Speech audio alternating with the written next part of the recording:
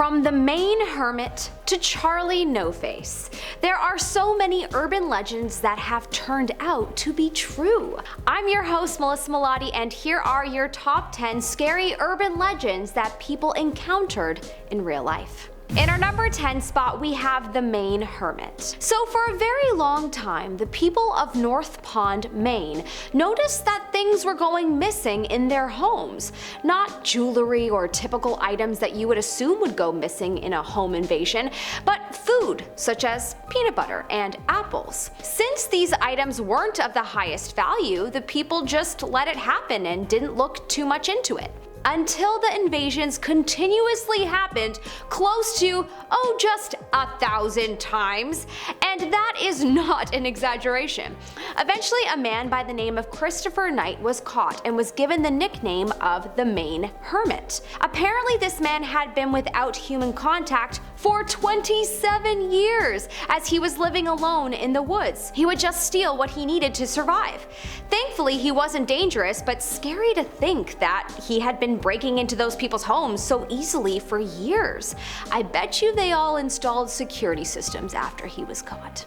In our number 9 spot, we have the secret tunnels. It has been long thought to be an urban legend that beneath a lot of schools are secret, mysterious tunnels. Well, apparently, that is actually true.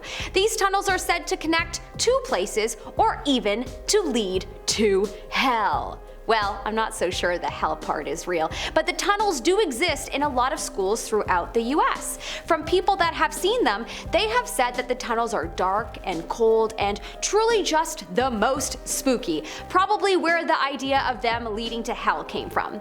They are mostly abandoned and any source of light that was once in them is completely gone. They were believed to have been used before as perhaps an easy sort of transportation between the buildings in the campus during the colder months, as they are typically in places that experience colder climates. In our number 8 spot, we have the University of Rochester swimming pool. Once upon a time, schools used to have swimming pools and it was a huge attraction. There would be swimming teams and competitions, and then over time they stopped being made with them and they became less popular.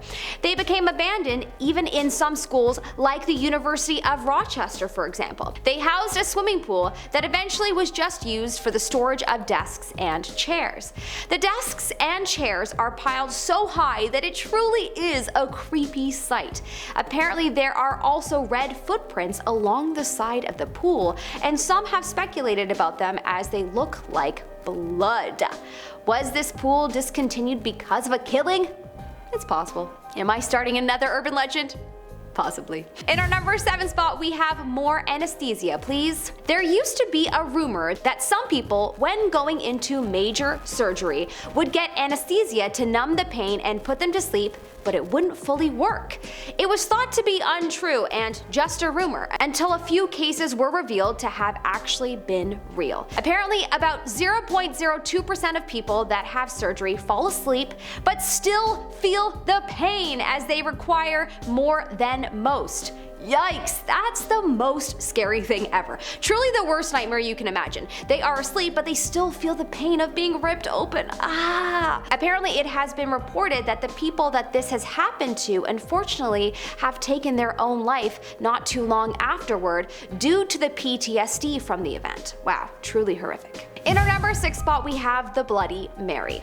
No, not the delicious drink that is, fun fact, my favorite beverage. Canadians call them Caesars, but I have heard that the rest of the world calls them Bloody Marys. Anyways, you know that fun children's game where you look into a mirror and say Bloody Mary 3 times and a Bloody Mary is supposed to appear? Such fun.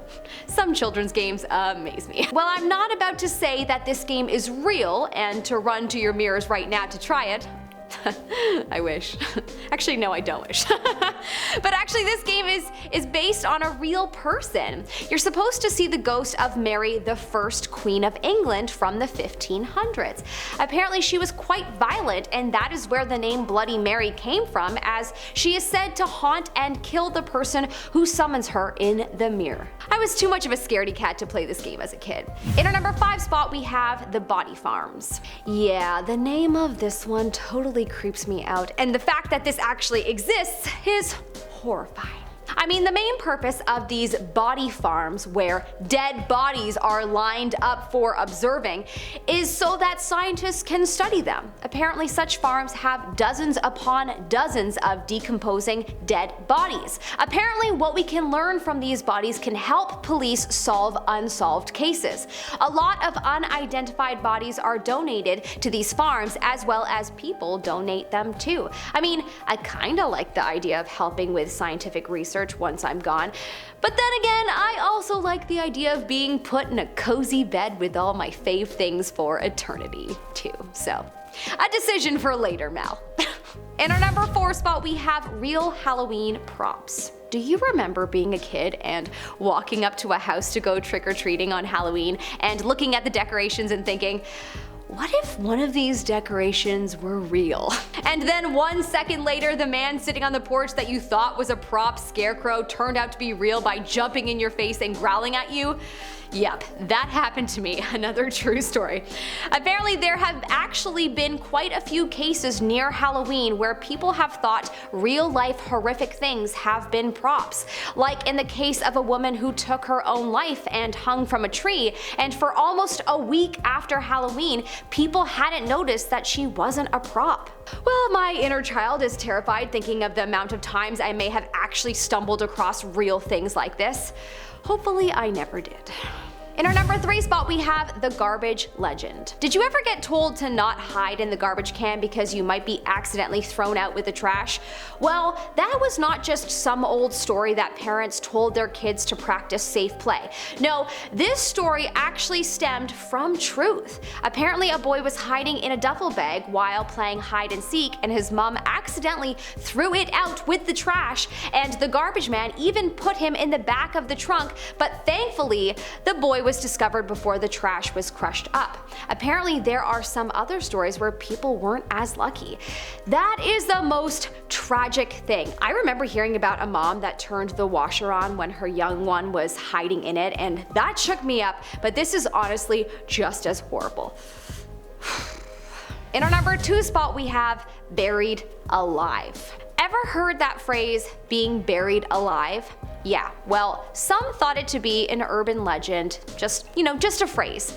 But the origin of where that phrase came from actually comes from truth. Apparently back in the day, there was unfortunately quite a few cases where people were buried alive.